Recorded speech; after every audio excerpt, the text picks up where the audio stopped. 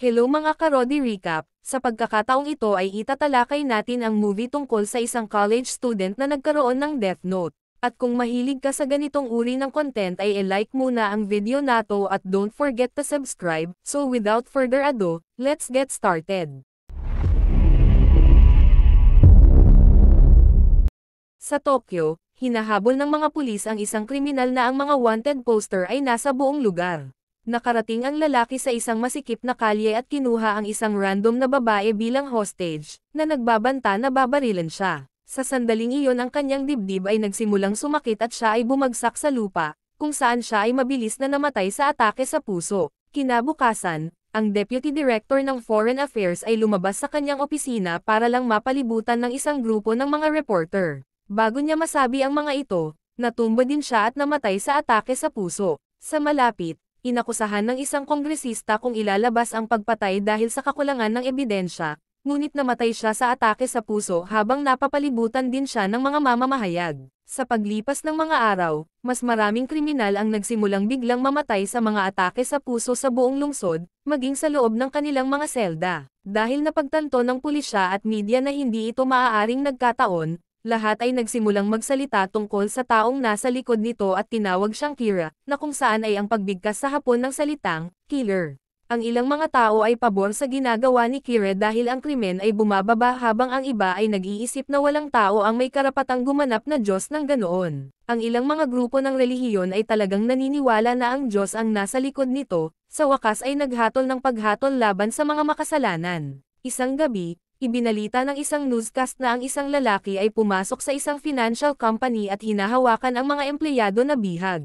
Nang makita ni Light ang pangalan at larawan ng kriminal sa TV, agad niyang inilabas ang kanyang notebook at isinulat ang pangalan. Sa loob lamang ng ilang segundo, ibinalita ng mga mamamahayag na biglang namatay ang kriminal dahil sa atake sa puso. Kinabukasan sa kolehiyo, pinag-usapan ni Light at ng kanyang kasintahang si Shiori ang paksa ng Kira. Si Shiori ay laban sa mga aksyon ni Kira at naniniwala sa batas, ang pagtulong ni Light ay makakatulong sa mga tao ng patas kapag siya ay naging abogado. Gayunpaman ibinahagi ni Light na nawalan siya ng pananampalataya sa batas. Ilang linggo na ang nakalipas, nahak niya ang sistema ng pulisya at natuklasang maraming kaso ang ibinaba ng hindi nahuhuli o pinarurusahan ang mga kriminal. Hindi makapaniwala. Isang gabi ay nagpunta siya sa isang bar kung saan narinig niya ang mga kriminal na nag-uusap tungkol sa kung gaano nila kamahal ang pumatay. Hindi nagtagal ay napansin nilang si Light na nakatitig sa kanila at pinagbantaan siya ng kutsilyo habang itinuturo nilang walang makakapagkulong sa kanila. Naiinis din si Shiori sa kwento, ngunit hindi ibinahagi ni Light ang tunay na pagtatapos. Nang umalis siya sa bar, itinapon ni Light ang kanyang logbook sa basurahan, naiinis sa kasalukuyang estado ng sistema. Sa malapit ay nakakita siya ng misteryosong notebook na may nakasulat na, Death Note, sa cover. Inuwi niya ito at binasa ang unang pahina na kung sino ang nakasulat sa notebook ay mamamatay. Inakala ni Light na biro ito, ngunit nang makita sa balita ang isang mamamatay tao na nakawala, isinulat niya ang pangalan sa notebook para lamang sa kasiyahan. Kinaumagahan, nagbasa siya ng pahayagan at laking gulat niya nang matuklasan niyang patay na ang kriminal. Noong una ay akala niya ay nagkataon lamang, ngunit nang maglaon habang siya ay naglalakad, nakita niya ang kriminal mula sa bar at nagpa siya na subukang muli. Isinulat ni Light ang pangalan ng mga lalaki sa notebook habang nanunood mula sa kabilang kalsada, at nagulat siya nang biglang natumba ang lalaki at namatay dahil sa atake sa puso. Ngayong sigurado na siyang makapangyarihan ang notebook, binasa niya ang ibang rules. Gumagana lang ang notebook kung maisasalarawan ng manunulat ang mukha ng tao sa kanilang isipan, at kung hindi tinukoy ang sanhi ng kamatayan sa loob ng 40 seconds pagkatapos isulat ang pangalan ng tao, mamamatay sila sa atake sa puso. Pagkaraan si Light ay nagtungo sa bahay, at nakatagpo lamang ng isang nakakatakot na nilalang na nagpakilalang si Ryuk. Isa pala siyang Grim Reaper at tanging mga taong nakahawak sa notebook lang ang nakakakita sa kanya. Siya ang naghulog ng notebook para mahanap ni Light at gustong makita kung ano ang magagawa ng isang tao dito, kaya malayang gamitin ito ni Light hanggat gusto niya. Matapos marinig ito, nanumpa si Light na gagamitin ang Death Note para lumikha ng mundong walang krimen. Makalipas ang 4 na buwan, iniimbestigahan pa rin ng pulisya ang kaso ni Kira ngunit wala silang lead. Isa sa mga detectives na sangkot ay si Soichiro, na ama rin ni Light. Ang mga pulis ay desperado para sa anumang mga pahiwatig kaya sila ay sumang-ayon na magtrabaho kasama si L, isang misteryosong henyo na nakikipag-usap sa kanila sa pamamagitan ng isang laptop na hinahawakan ng kanyang butler. Sinuri ni Elle ang petsa ng lahat ng misteryosong krimen na nangyayari sa buong mundo at napagpasyahan na nasa Japan si Kira. Para patunayan, gumawa siya ng plano kasama ang mga pulis. Maya-maya, nanunood si Light ng isang espesyal na broadcast sa buong mundo kung saan ang isang detective ay nanumpa na mayroon siyang sapat na ebidensya para mahuli si Kira. Ang kanyang pangalan ay nasa screen, kaya agad itong isinulat ni Light sa Death Note at ang lalaki ay namatay sa telebisyon. Biglang lumabas ang logo ni Elle sa screen at ipinaliwanag ng boses niya na bitag lang ang lahat. Ang taong namatay ay isang kriminal lamang mula sa death row, at ang broadcast ay hindi tunay na broadcast sa buong mundo. Ito ay ipinakita upang linlangin si Light, ngunit ito ay ipinadala lamang sa Japan upang kumpirmahin ang kanyang lokasyon. Tinapos ni Elle ang broadcast sa pamamagitan ng pangakong huhulihin si Light at bibigyan siya ng hatol na kamatayan. Gustong gumanti ni Light ngunit wala ang tunay na pangalan o mukha ni Elle, kaya wala siyang kapangyarihan. Ipinaliwanag ni Ryuk na ang kanyang Reaper Eyes ay may kakayahang makita ang pangalan ng mga tao at oras ng kamatayan, na kung paano siya mangolekta ng mga kaluluwa. Maaari niyang ibahagi ang kapangyarihang ito kay Light ngunit kailangan niyang magbayad sa kalahati ng kanyang natitirang buhay, kaya tinanggihan ito ni Light. Kinabukasan, ipinakita ni Elle sa pulis ang mga bagong kalkulasyon na ginawa niya, na nagpapakita na ang lahat ng oras ng pagkamatay ay tumutugma sa timetable ng kolehiyo. Ibig sabihin, si Kira ay isang mag-aaral sa kolehiyo na hindi pumapatay sa panahon ng klase. Si Light ay patuloy na naghahak sa mga sistema ng pulisya upang mapanatili ang kanilang kaso. Mabilis niyang nalaman ang tungkol sa kanilang mga conclusion at natatandaan na ang mga tuntunin ng notebook ay nagsasaad na maaari niyang itatag ang oras at sanhi ng kamatayan, kaya nagsulat siya ng isang grupo ng mga pagkamatay at pinograma ang mga ito na mangyari sa buong araw. Nung nakita ito ni Elle, sinabi niyang tinatakpan ni Kira ang kanyang mga bakas at napagpasyahan na mayroong isang tao sa force na naglilik ng impormasyon. Wala siyang pagpipilian kundi simulan ang pag-iimbestiga sa lahat ng mga pulis at kanilang mga pamilya.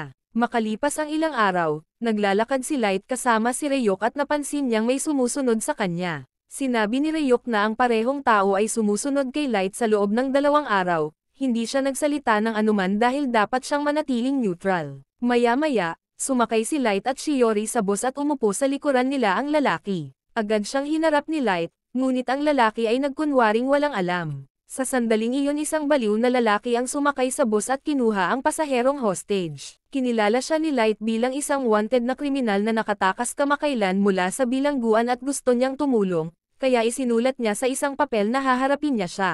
Nung nakita ito ng lalaking nasa likuran niya, agad niya itong binalaan tungkol sa panganib at sinabihan siyang magtiwala sa kanya dahil isa siyang FBI. Hindi naniniwala sa kanya si Light, kaya ipinakita sa kanya ng lalaki ang kanyang badge at makikita ni Light ang pangalan niya ay Ray. Nang mapansin ang pag-uusap ng mga lalaki, lumapit ang kriminal at inagaw ang piraso ng papel mula kay Light, na lumalabas na isang punit na bahagi ng Death Note. Ito ay nagpapahintulot sa lalaki na makita si Ryuk, kaya agad siyang nataranta at nagpaputok. Hindi masasaktan ng bala si Ryuk at mas natakot ang kriminal, kaya nagmamadali siyang lumabas ng bus para lang mabundol ng kotse at agad na namatay. Hindi nagulat si Light sa turn of event na ito. Isinulat niya ang lahat ng ito sa kwaderno upang patayin ang kriminal at makuha ang pagkakakilanlan ng agent sa parehong oras. Ngayong alam na ni Light na hinahanap ng mga pulis ang tagalabas ng impormasyon. Gusto niyang patayin si Ray ngunit hindi niya magawa dahil siya ang magiging pangunahing sospek. Kaya kailangan muna niyang ipunan ang mga pagkakakilanlan ng bawat FBI na konektado sa kaso. Maya-maya, nagpaalam si Ray sa kanyang fiancé na si Naomi matapos biglang kanselahin ang mga plano para sa araw na iyon. Dahil sa kahinahinalang ito, sinundan siya ni Naomi at sumakay sa subway kasama niya. Samantala, kinuha ni Ray ang isang envelope na iniwan ng isang tao para sa kanya at nakakita ng isang bungkos ng mga papel na may kasamang radyo. Sa sandaling iyon ay nakipag-ugnayan sa kanya si Light mula sa kabilang cart ng tren, gamit ang isang distorted voice para sabihin siya si Kira. Nang humingi ng pruweba si Ray, pinatay ni Light ang lalaking nakaupo sa tabi ni Ray, na isa ring kriminal. Nagbanta si Light na papatayin ang lahat ng pasahero sa tren kung hindi gagawin ni Ray ang sinasabi niya, kaya sinunod ni Ray ang kanyang mga tagubilin. Sa kanyang laptop, ina-access niya ang database ng pulisya at tinitingnan ang mga listahan ng mga ahente ng FBI na sangkot sa kaso. Pagkatapos ay kinopya niya ang lahat ng mga pangalan sa papel habang tinitingnan ang kanilang mga profile. Ang lahat ng mga ahente ng FBI ay nagsimulang mamatay ng sabay-sabay at pagkatapos makita si Ryuk sa bintana, lumabas si Ray sa tren, ngunit mayroon din siyang atake sa puso. Sumugod si Naomi sa kanyang tabi ngunit huli na ang lahat. Pinagmamasdan ni Light ang form na ito sa loob ng tren at ngumisi sa kasiyahan habang binabawi ang sabre, na ipinapakita ang mga papel na ibinigay niya kay Ray ay mga pahina mula sa Death Note. Nang maglaon sa istasyon ng pulisya, sinabi ni Soichiro sa iba pang mga pulis na si Kira ay nagsimulang pumatay ng mga agents, kaya walang sino man sa force ang ligtas. Lahat ng sangkot ay pinahihintulutang umalis ngayon nang hindi napaparusahan o hinuhusgahan para dito. Karamihan sa koponan ay agad na umalis sa silid at iilang opisyal lamang ang nananatili upang tumulong. Dahil nagiging seryoso na ang mga bagay-bagay, hinihiling ng team na makipagkita kay El ng personal. Tinanggap ang kanilang kahilingan at hindi nagtagal ay bumisita sila sa isang apartment kung saan sa wakas ay nagkita sila ni El na napakabata pala. Napagpasyahan ni El na maaaring manipulahin ni Kira ang oras at sanhi ng kamatayan, ngunit kailangan din niya ang pangalan ng biktima kaya sinabi niya sa lahat na gumamit ng mga pekeng pangalan mula ngayon. Tinitingnan ni El ang lahat ng mga security camera tape mula sa istasyon ng subway at napansin na may itinuro si Ray sa isang tao sa tren bago mamatay. Pagkatapos ay sinabi niya sa pulis na ang kanilang mga pamilya ay mga sospek at susubaybayan sa loob ng isang linggo. Samantala, inihayag na si Naomi ay dating FBI din at nagtrabaho pa rin para kay El. Gusto niya ng hustisya para kay Ray at nagsimulang mag-imbestiga sa kanyang sarili. Sa kalaunan ay nakakuha ng ilang detalye tungkol sa insidente ng bus mula sa driver. Nang maghinala, hinarap niya si Light sa kolehiyo, ngunit itinanggi nito na may alam siya. Bago umalis, inamin ni Naomi na binigyan niya siya ng pekeng pangalan bilang bahagi ng kanyang plano na patunayan na si Light ay nagkasala. Pag-uwi ni Light, napansin niyang nasa sahig ang mga lid ng lapis na inilagay niya sa kanyang pinto,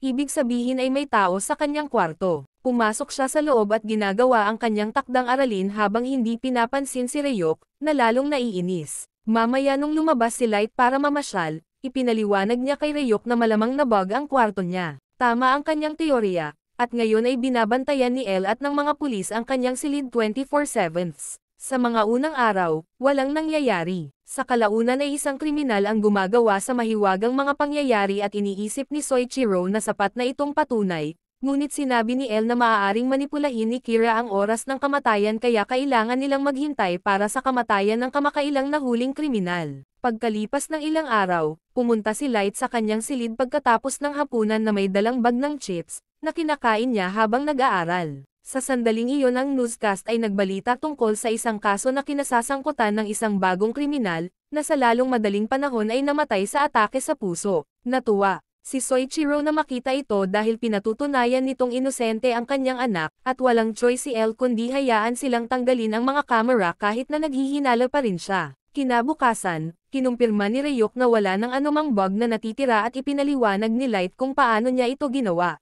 Itinago niya ang isang maliit na TV at piraso ng Death Note sa loob ng bag ng chips, pagkatapos ay nagsulat gamit ang kanyang kamay sa loob ng bag.